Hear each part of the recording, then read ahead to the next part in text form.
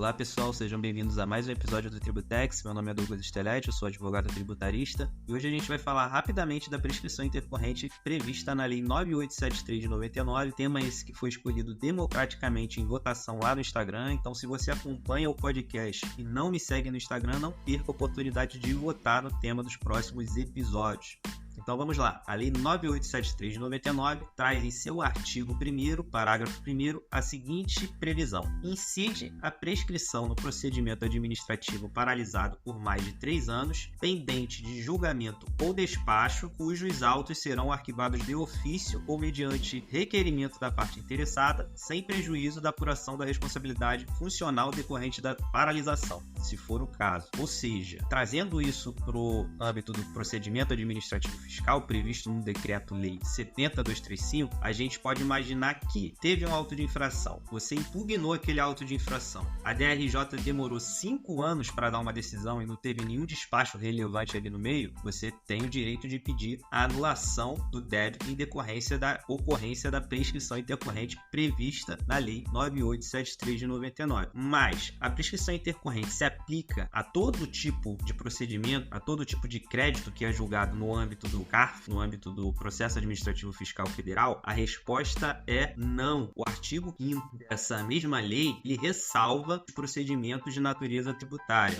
Ele diz: o disposto nessa lei não se aplica às infrações de natureza funcional e aos processos e procedimentos de natureza tributária. Portanto, a prescrição intercorrente da Lei 9873 de 99 não se aplica aos processos administrativos que possuem créditos de natureza tributária sendo discutidos. A prescrição intercorrente da Lei 9873, em verdade, está sendo muito aplicada e com boas chances de termos uma jurisprudência pacificada para multas aduaneiras, que também são julgadas no âmbito do processo administrativo fiscal, do CARF, e não possuem natureza tributária. O CARF, diga-se de passagem, entende que a prescrição intercorrente da Lei 9873 não se aplica a nenhum tipo de processo julgado ali no âmbito do tribunal. Ele entende que qualquer procedimento de natureza fiscal, cujo processo administrativo é regulado pelo Decreto 70.235, não pode ser objeto de reconhecimento da prescrição intercorrente. Isso porque ele interpreta o artigo 5º ao tratar de procedimentos de natureza tributária como se esse termo se referisse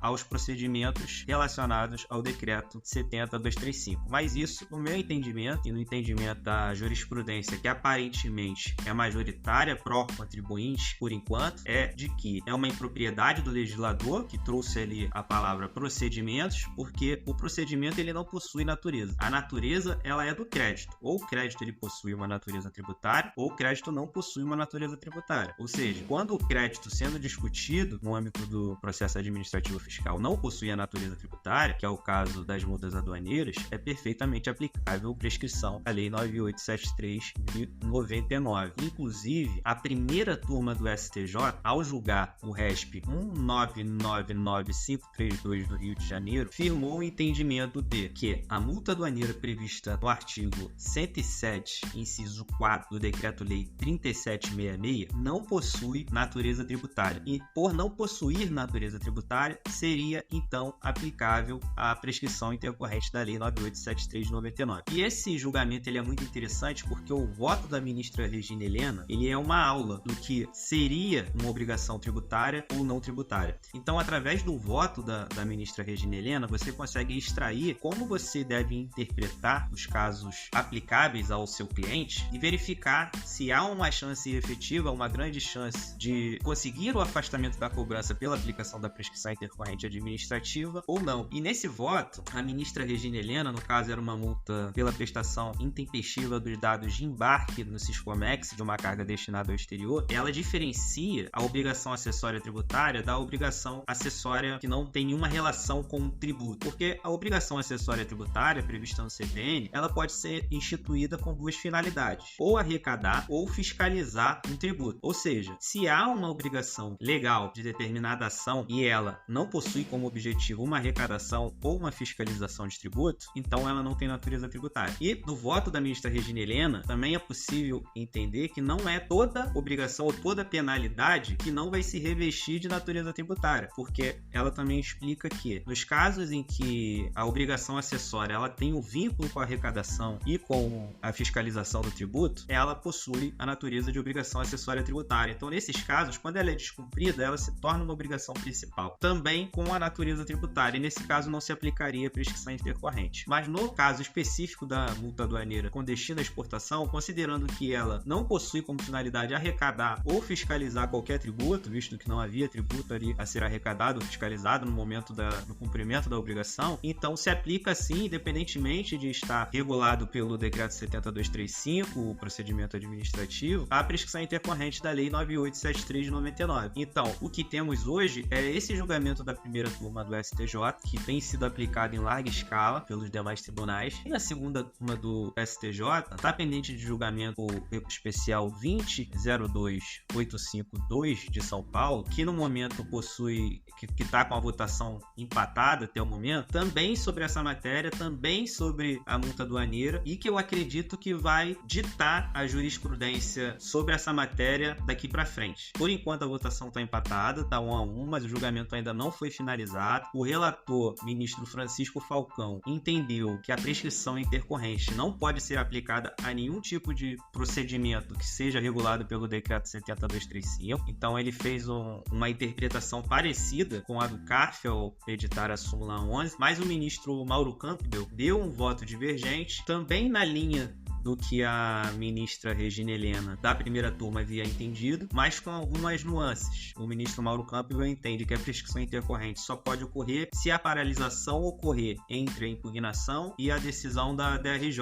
ou seja, após a decisão da DRJ não haveria mais contagem de prazo de prescrição intercorrente. Mas também foi no sentido de que, não possuindo o crédito natureza tributária, não há que se falar na aplicação do destaque feito pelo artigo 5º da Lei 9873. Então é perfeitamente aplicável à lei para anular o crédito, visto que o procedimento ficou paralisado por mais de 3 anos. Então, basicamente é isso hoje que a gente tem em relação à prescrição intercorrente administrativa. Tenho visto muita gente publicando como se fosse aplicável a qualquer tipo de procedimento administrativo fiscal, e não é. É claro que tem um precedente isolado aqui, outro ali, que o juiz reconhece em primeira instância que, mesmo no caso de obrigação acessória tributária, a penalidade não possui natureza de tributo, então seria aplicável a prescrição intercorrente, mas esse não é um entendimento majoritário. A prescrição da Lei 9873 tem sido aplicada apenas em casos de multa aduaneira, em casos de obrigações e multas decorrentes de obrigações acessórias que não possuem natureza tributária, que não há tributo sendo arrecadado ou fiscalizado, não há esse objetivo da instituição da obrigação acessória. Nesses casos tem sido aplicado. Então a gente tem hoje um entendimento favorável da primeira turma do STJ e um julgamento da segunda turma do STJ em andamento até o momento empatado. E sobre os argumentos da Fazenda Nacional, basicamente eles entendem que, em decorrência da suspensão da exigibilidade do crédito por força do próprio rito do procedimento administrativo fiscal, não seria possível aplicar uma prescrição intercorrente, visto que o fisco não pode, no curso do procedimento administrativo do auto de infração do crédito impugnado, impulsionar o processo para tentar uma cobrança por outra via. Ou seja, o contribuinte impugnou, suspendeu a exigibilidade, a procuradoria não poderia simplesmente executar o débito judicialmente ou ficar impulsionando o processo. Em decorrência dessas características, a Fazenda entende que não seria aplicável a prescrição intercorrente. Bom, a lei não faz nenhuma ressalva quanto a isso. A questão do procedimento administrativo fiscal também ser utilizado para julgamento de crédito de outra natureza também não tem nenhuma relação com essa norma, e a norma também é clara dizendo que qualquer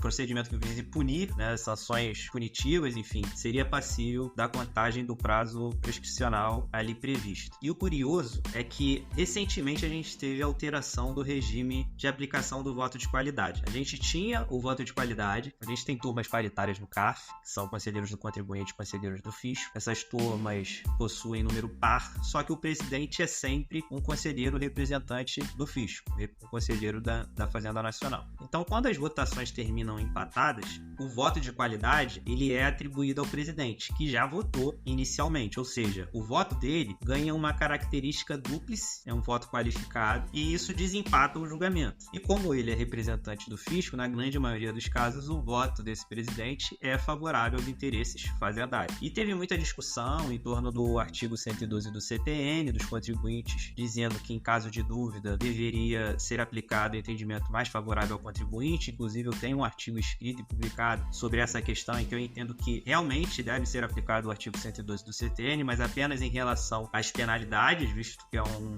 dispositivo que faz clara alusão à infração, então não teria vínculo com o crédito tributário, por exemplo, situação parecida com o que eu estou trazendo aqui sobre a prescrição intercorrente. O crédito tributário ele tem uma natureza qualificada, ele tem uma importância dentro do orçamento que é diferente de uma penalidade pura e simples, e isso não pode ser desprezado. Mas enfim, teve muita discussão em relação a isso, e no governo anterior a lei foi alterada para determinar que o voto de qualidade seria aplicado de forma favorável ao contribuinte. Só que essa nova redação, ela fez alusão específica a créditos tributários. Então veja, durante esse período, o CARF passou a aplicar o voto de qualidade de forma favorável ao contribuinte, mas no caso de multas aduaneiras, o CARF ressalvou. Ele disse que, como a lei falava especificamente de crédito tributário e a multa aduaneira não tinha natureza tributária, então o voto de qualidade pró-contribuinte, mesmo na vigência dessa lei que fez essa alteração, não servia para afastar ou para ser aplicado favoravelmente ao administrado nos casos em que estava em discussão a multa aduaneira. Ou seja, o CARF possui uma súmula referente à prescrição intercorrente em que ele coloca todo mundo no mesmo barco, a multa aduaneira e o crédito tributário, mas no caso do voto de qualidade, ele faz uma ressalva justamente oposta, dizendo que por não ter natureza tributária, então o contribuinte não teria direito ao voto de qualidade em seu favor. A única semelhança desses dois casos, eu também tenho um artigo escrito sobre isso no Conjur, publicado na revista Conjur, é que ambos os entendimentos são desfavoráveis ao contribuinte. Então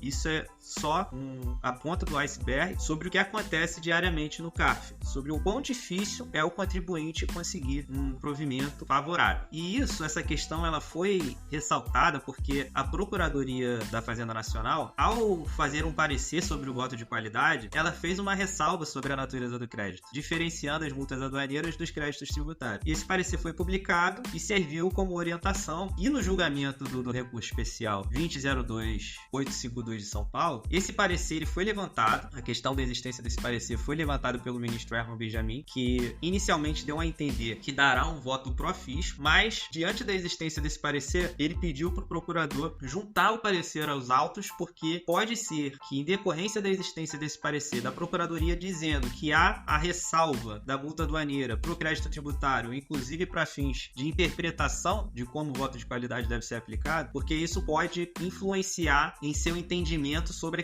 a questão da prescrição intercorrente. Porque, para mim, é muito claro que não faz sentido ter duas interpretações totalmente divergentes só para fins de prejudicar o contribuinte. Então, esse também é um ponto favorável do julgamento que ainda está pendente de conclusão. O ministro Herman Benjamin, que em princípio vai votar contra o contribuinte, manteve-se aberto em decorrência da existência desse parecer e dessa contradição de entendimentos dentro do CARF, dentro da Procuradoria da Fazenda Nacional. Então é isso, espero que tenham gostado. Caso tenha alguma dúvida sobre essa questão, fico à disposição. Vamos conversar, vamos trocar e vamos aprender juntos sobre o direito tributário. Até o próximo episódio, muito obrigado.